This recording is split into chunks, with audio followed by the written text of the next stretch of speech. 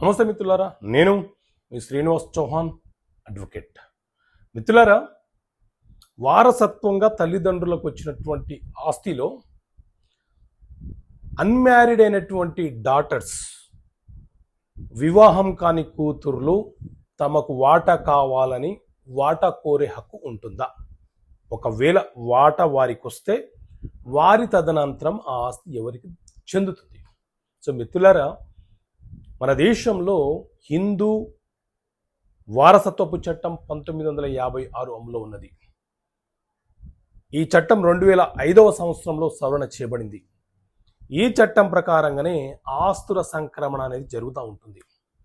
ఇందులోని సెక్షన్ 15 స్త్రీలకు సంబంధించిన ఆస్తుల గురించి వివరణ ఇస్తుంది. అయితే ఒక వివాహం కాని కూతురు తన తండ్రికి లేకపోతే తల్లికి వారసత్వంగా వచ్చినటువంటి ఆస్తులు ఏవైతే ఉంటాయో ఆ ఆస్తుల మీద తన తోబుట్టువులతో సమానంగా వాటా కోరే హక్కును కలిగి ఉంటుంది.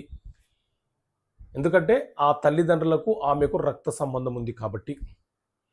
అలా వాటా రూపంలో తను ఆస్తిని పొందిన తర్వాత ఆమె ఏ ట్రాన్సాక్షన్ అయినా చేసుకునే హక్కు ఉంటుంది. ఒకవేళ ఆమె ఎవ్వరికి వీలునామా రాయకుండా, బహుమతి ఇవ్వకుండా, అమ్మకుండా ఆమె మరణిస్తే ఆమె తదనంతరం మొదట ఆమె యొక్క తల్లి తండ్రికి చెందుతుంది.